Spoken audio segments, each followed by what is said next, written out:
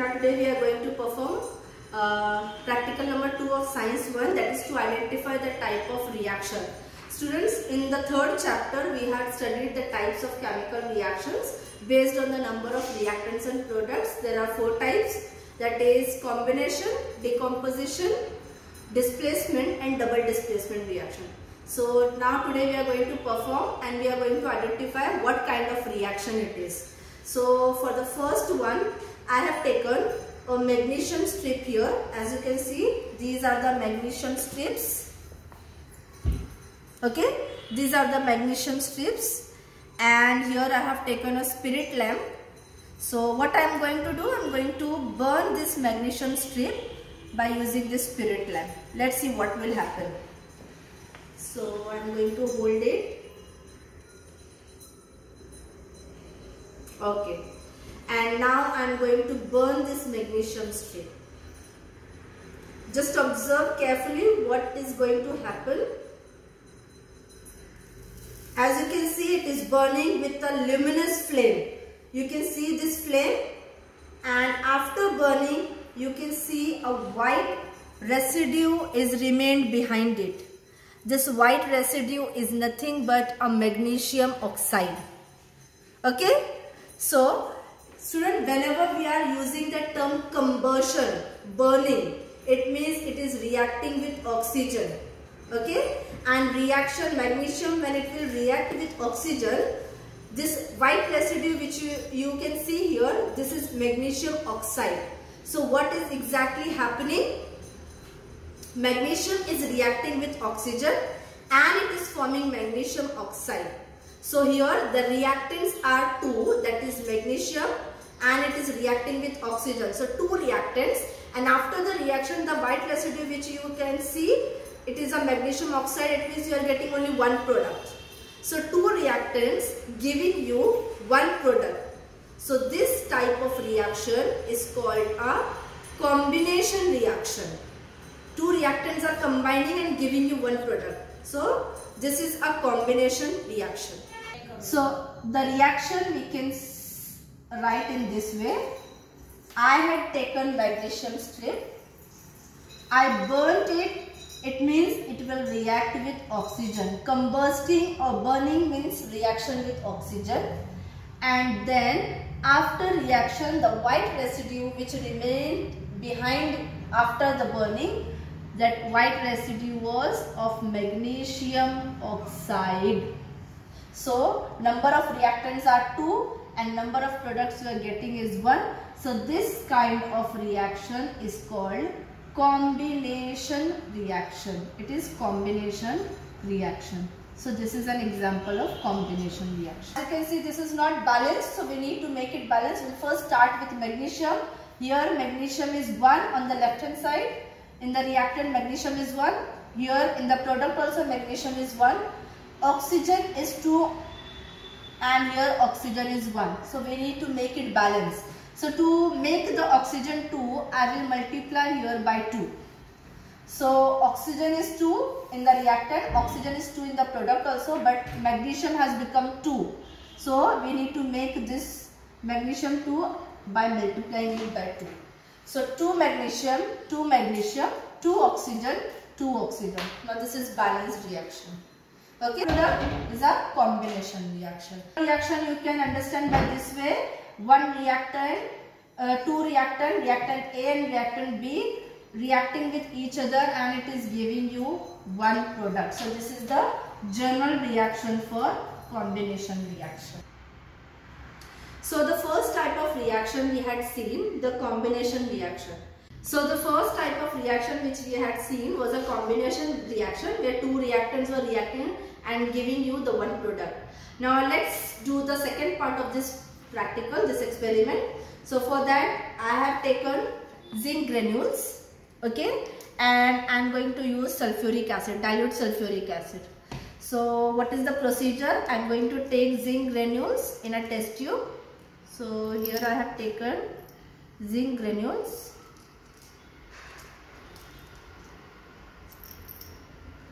Okay, and what we'll do, we'll add 3 or 4 ml dilute sulfuric acid in it.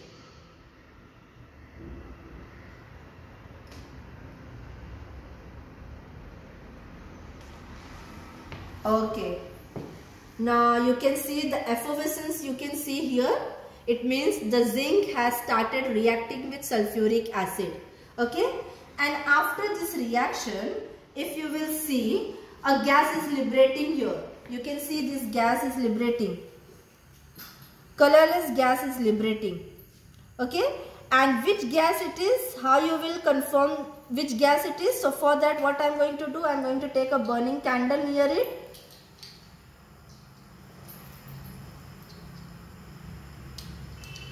Gas is releasing, as you can see, the poppy sound.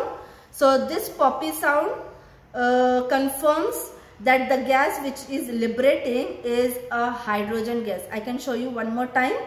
The zinc granule is reacting with dilute sulfuric acid. The effervescence, you can see the reaction is taking place between zinc and dilute sulfuric acid, and in this reaction a gas is liberating. Here you can see the hydrogen gas is here. This is the poppy sound, which confirms the gas liberating is a hydrogen gas.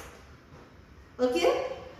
Now let's keep this test tube for some time. Let's see the reaction, what exactly will happen, and then after some time we will observe this test tube again. Let's see what is exactly happening in this reaction. I had taken zinc granules in test tube and I added sulfuric acid, that is H2SO4 in it. Okay. So after the reaction, hydrogen gas was liberating, which we confirmed by taking the burning candle near to the test tube. So hydrogen gas was liberating, and zinc had made the salt with sulfate. So zinc sulfate formed. So here what is happening? This zinc displaced the hydrogen and it has formed the salt with sulfate. So zinc sulfate salt you have got after the reaction, and hydrogen gas was liberating in this reaction. So here the displacement is taking place. Zinc displaced hydrogen, so that is why this reaction is called displacement reaction. It is displacement reaction. Okay. Displacement means taking the place of the other. Okay, so here zinc is taking the place of hydrogen, and that is why this is called a displacement reaction. Okay, and hydrogen gas is liberating. I have shown you how you can confirm the hydrogen gas liberation by taking the burning candle near the mouth of the test tube. Okay, now the test tube which we had kept for some time, as you can see, the dilute sulfuric acid was reacting with zinc. Okay, now you can see there is no zinc granules. It means all the zinc have reacted, all the zinc granules have reacted with sulfuric acid. Okay, and the colorless solution is remained in the test tube. Okay, so hydrogen gas liberated, zinc sulfate colorless solution we have obtained in the test tube, and hydrogen gas has liberated in this reaction. So this reaction is called the displacement reaction. So we have seen the demonstration of the magnesia combustion reaction. We have seen the demonstration of the displacement reaction. Now we will move on to the next part of this practical. Let's see which type of reaction it is. Okay, so in the second experiment, in the second part of the experiment, we had seen the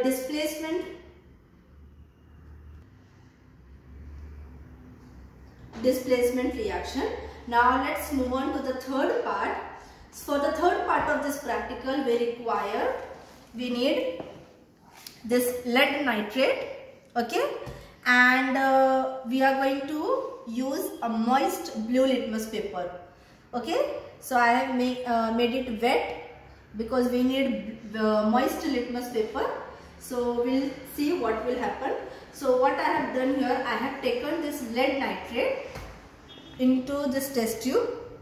Okay, and I am going to burn this test tube. Let's see what will happen. Observe it carefully. I am going to heat this lead nitrate.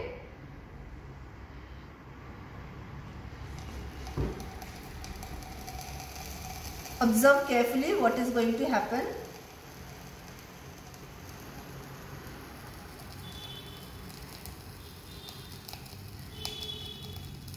You can see the flames coming out of the test tube. Okay. We are going to take this moist blue litmus paper near this gas which is coming out of the test tube.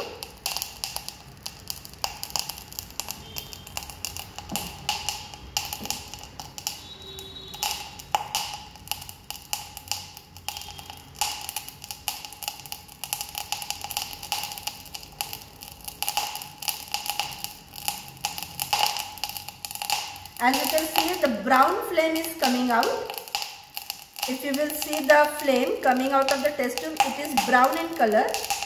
And you can see this blue litmus paper is changing the color. The flame coming out is brown in color. And this slowly this blue litmus is turning into red color. As you can see, it has turned red.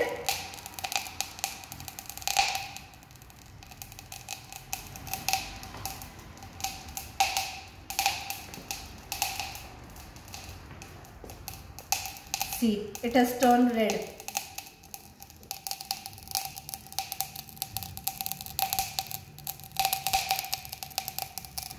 Okay. So let's see what kind of reaction it is. First, let's see its reaction. You can see the brown flame coming out. Okay. So after heating lead nitrate, the brown flame is coming out, which has turned the blue litmus paper into red litmus paper. Okay, into red color. Let's see what kind of reaction it is.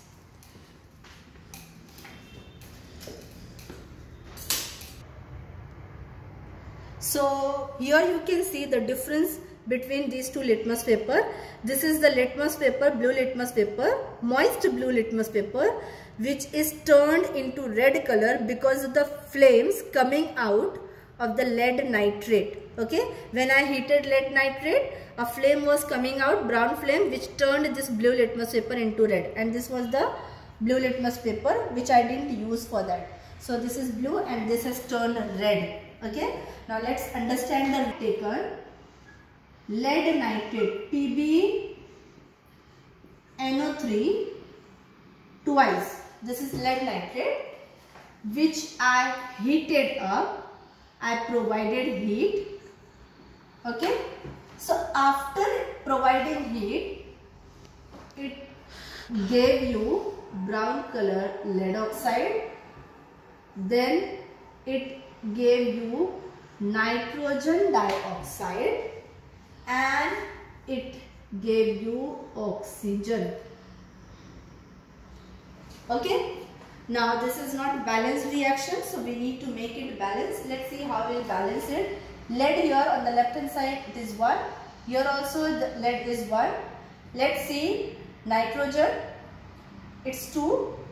Here nitrogen is 1. So we'll multiply here by 2.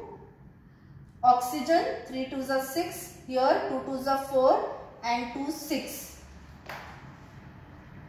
2 2s are 4, 6, 7 oxygens are there. So what we'll do? So to balance the reaction, what we need to do? We have to multiply here by 2. Okay. So 2 lead nitrate we have to take, and here we'll take 4 nitrogen oxide. We'll multiply here by 2 and we'll multiply here by 2. So this reaction will get balanced. So here you can see the number of reactants here is 1, and the number of product you are getting, that is lead oxide, nitrogen dioxide and oxygen. 3 products you are getting. Okay, so if there is one reactant and giving you more than one product, then 2 or more than 2 products, then this type of reaction is called decomposition reaction. It is decomposition. Okay, so let's see the journal reaction also. In the journal reaction of the decomposition, we use one reactant, that is AB, and we get either 2 or more than 2 products. We will get A and B 2 products, or we can get more than 2 products. So this would be a decomposition reaction. Okay, so we have seen three types of reaction, that is combination where we burnt magnesium ribbon. Then second we had done displacement reaction where we used copper sulfate and zinc granule, and in the third reaction we heated lead nitrate, which was the decomposition reaction.